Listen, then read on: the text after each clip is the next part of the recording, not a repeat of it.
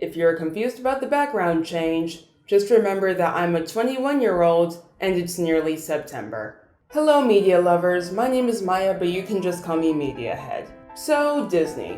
Multi-billion-dollar company has a hold on most of our childhood, so you probably haven't heard of it. As of the time I'm writing this script, Disney just announced that they're going to be renaming the TV studio 20th Century Fox Television to 20th Television.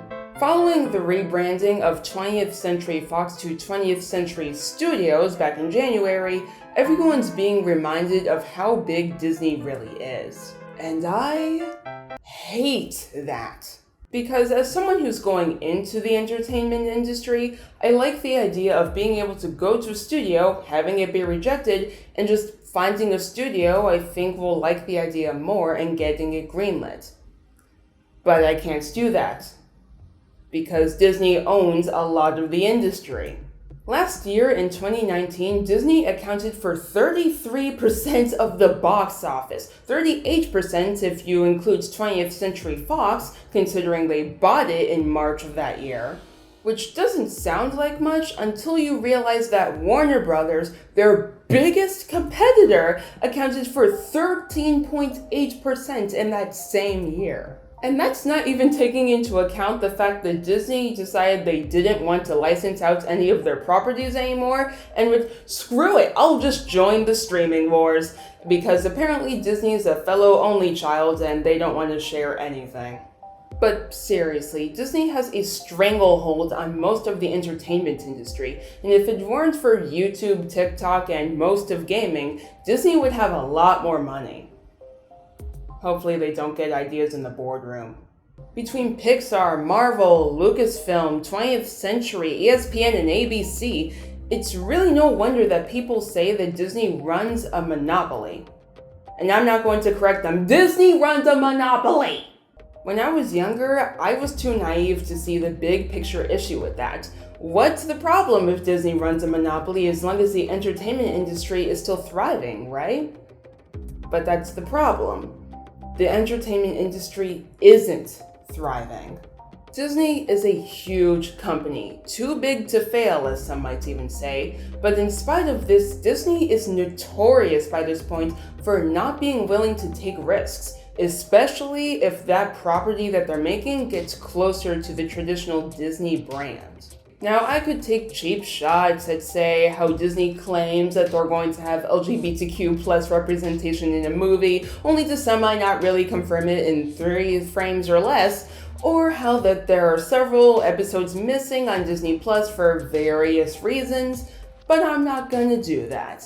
No, I'm just gonna give you a straight up example as to how Disney stifles creativity and expression when they make their decisions. And this is somebody that they've already been paying for a while. This is Kenya Barris. He's the creator of a little-known ABC show called Black-ish. For anyone who doesn't know, Black-ish is a show about a black family dealing with modern black issues and acknowledging how the world around them responds to their blackness. So of course it makes perfect sense for a completely finished episode to never be aired on television because it's too political for it. On August 10th, Kenya Barris was proud to announce that a cut Season 4 episode of Black-ish was available on Hulu for the first time ever. The episode was originally meant to air in November 2017, a year after Trump was elected. It was going to address that very thing, along with several other events that had happened that same year. But clearly, a show named Black-ish about a black family dealing with modern black issues and acknowledging how the world responds to their blackness aimed at adult audiences can't possibly cover a topic like that, so the episode was shelved for 3 years. Newsflash, Disney! Just because you finally made the decision to allow this episode to be released to the public doesn't make your initial decision to shelve it magically okay. You are Disney. You can literally afford to take major risks, and you've done it before. I'm sorry that Hunchback of Notre Dame didn't make as much money as you wanted it to, but as several people over the years have pointed out, that's partially due to the fact that it was coming out after Pocahontas, a film with mixed reception, and therefore they weren't going to have as much faith in your next film. Hell, Snow White and the Seven Dwarfs was a major risk that shook the friggin' film industry for years to come and proved that you can use animation in ways that no one had ever thought of before. It was the first full-length cel animated film, and when he was making it, Walt Disney was considered a laughingstock in Hollywood for even daring to consider the idea. And then it actually succeeded! Literally, the entire reason that your multi-billion-dollar company exists right now is because your founder was willing to take a risk that could have literally cost him everything, and you can't even acknowledge that your canonically moderate to left-leaning fictional black family doesn't like a political candidate and maybe is responding negatively to recent events that directly affect the black community in real life? Are you kidding me? Disney, seriously, we cannot escape you no matter what we do and no matter what we think of you. Can you at least give us the courtesy of taking some huge risks once in a while? And even if those risks fail, it's not like you're going to lose a lot of money in the long run anyway because you're Disney. But that just takes me back to my initial point. Disney is a huge company that we just cannot seem to escape. They own so many of the things that we love that we just can't really let go of. And they don't do anything to justify owning so much. Yes, they're a company first and therefore have to make sure they make decisions that will keep them afloat, that they make money from. But they are specifically an entertainment company, and they have to acknowledge that there are different forms of entertainment. There are people like me around the world who genuinely get their entertainment from analyzing and considering things from really weird, strange, and different media. We enjoy seeing new things. And Disney as a company has to acknowledge that yes, we like our comfort food, but eventually we get bored of it and want a full course meal from a weird restaurant that we've never gone to before. I'm looking forward to Jungle Cruise because I have no idea what I'm getting myself into watching a movie starring Dwayne "The Rock" Johnson about a friggin' attraction in a theme park that they own.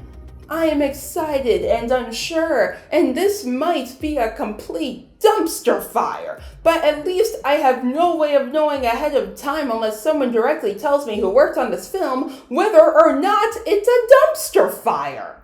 I'll be honest, as someone who has spent 2 digital pages so far, okay then, complaining about Disney, working for you is one of my dreams. I've heard stories from people about how as long as you give into the Disney magic, no matter what department you work in, they just love working there.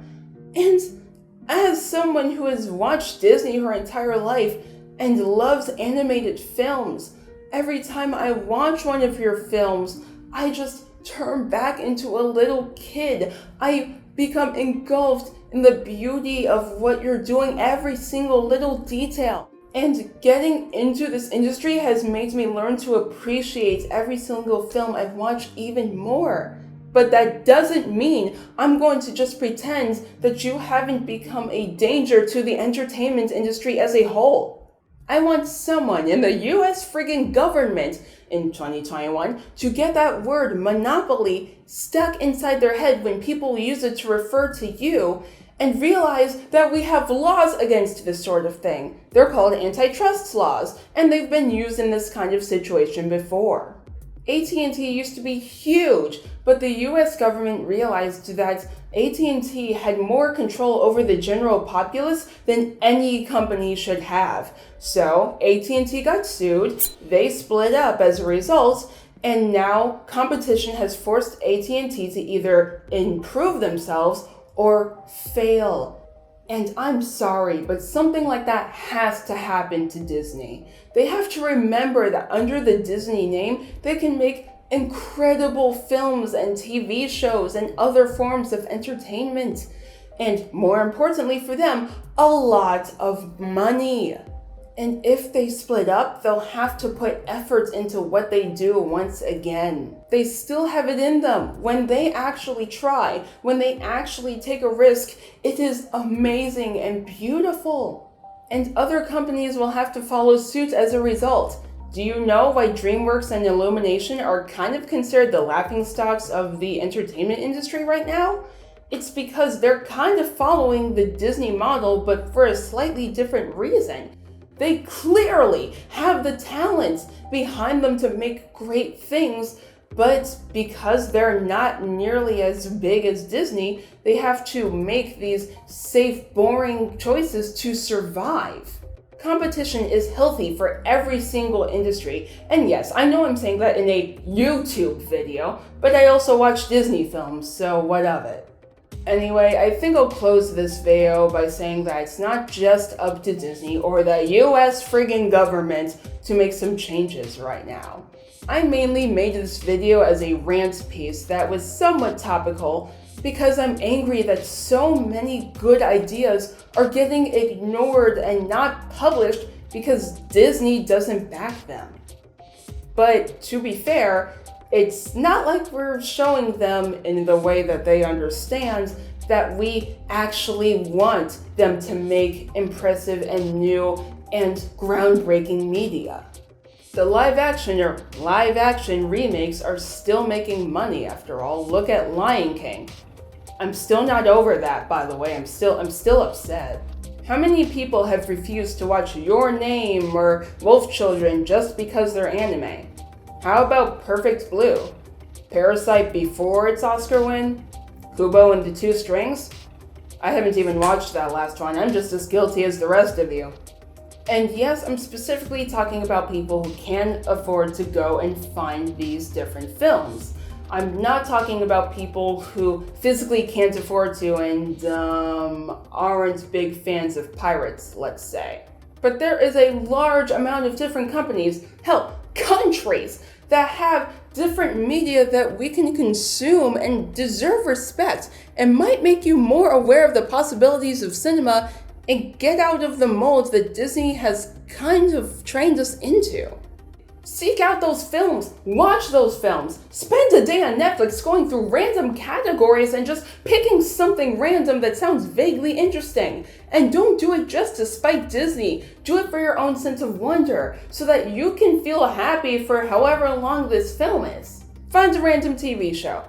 It doesn't matter which one, just again, find one that sounds interesting and just binge watch it. Just friggin' binge watch it. Or spread it out. I don't friggin' control your life. Rewatch Avatar. You can never get enough Avatar. Just let yourself be entertained. Give people the chance to show you what they can do with a camera and some good editors and just some great story direction. You won't regret it. Anyway, that was all I really wanted to say. So for now, I must say adieu on this fine, once again, really hot day in a completely different state because I'm back at school. On that note, school has obviously started up again, and even though I'm going to try to make videos as quickly as possible, the last couple weeks alone have shown that that's going to be difficult. So I'm going to be trying to make a new video every 3 weeks. Once everything is sorted out, then I might be able to bring it back down to 2 weeks. But I don't know, I'll have to see what's going on with my schedule and see how much I can adapt to these new classes. I'll see you in a bit, media lovers.